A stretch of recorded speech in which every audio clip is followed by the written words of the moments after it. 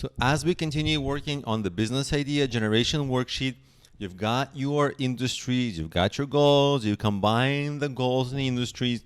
Now I want to take you into demographics and psychographics. What are these things? They're super important. Demographics are all things you can measure about a person. They're tangible. Do they have children? What's their income level? What's their job? What's their education like? What's their age, religion, political view, things like that. Those are all demographic. Now, on the other hand, people aren't just moved by demographics. Something makes them human. Their fears, their desires, their secrets even sometimes, their interests, values, their ethics, opinions, everything that makes a person unique, who they are, their feelings. And sometimes it's lifestyle, but sometimes it's deep. Sometimes it's something no one even knows. And all of us have demographics and psychographics that can describe us. And the better you describe the person in your mind, this is for describing your ideal customer.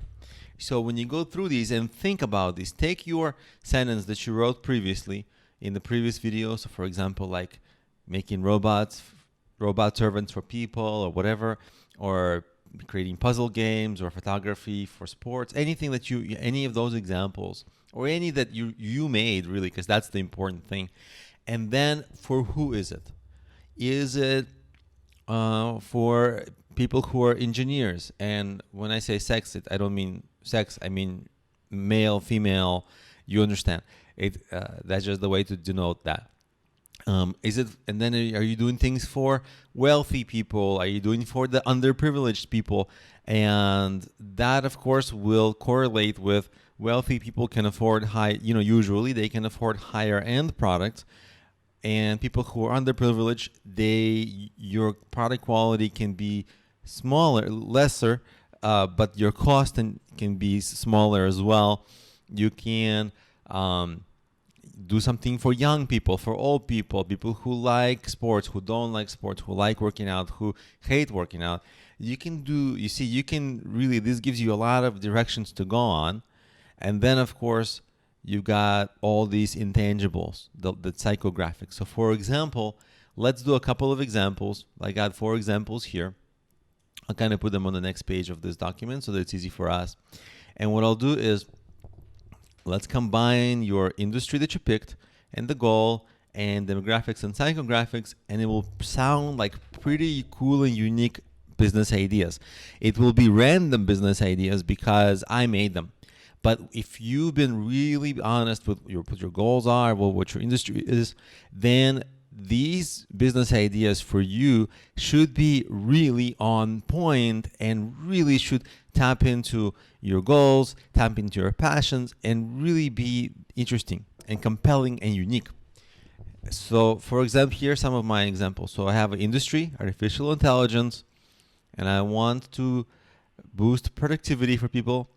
And I want to do it for people who maybe they have a certain behavior, they procrastinate. So people who procrastinate, which is a lot of people, I want to use artificial intelligence and I want to make productivity products for them.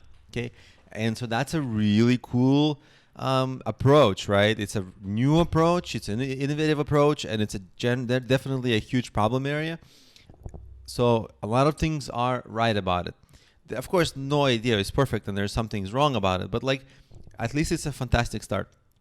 Another one that's really different, a travel photography that you're going to do for sports. Okay, we had that in the previous example, but you're going to show specifically for how sports bring people together in different cultures.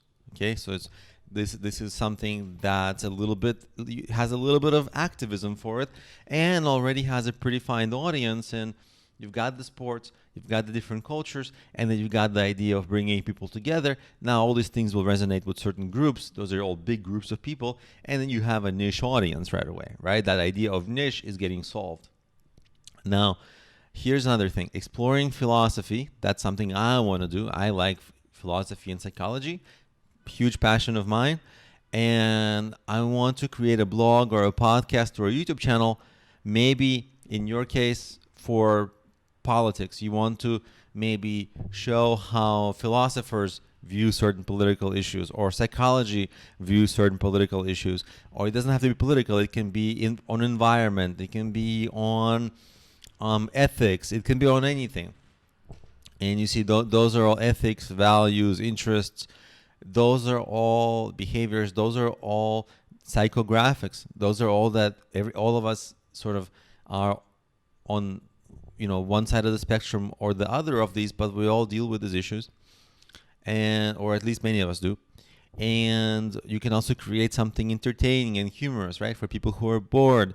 But it's for high school students. Maybe you want to help young people, and on the one hand, they need a little break from what they're doing, but on the other hand, high school students are known for going through a lot of issues.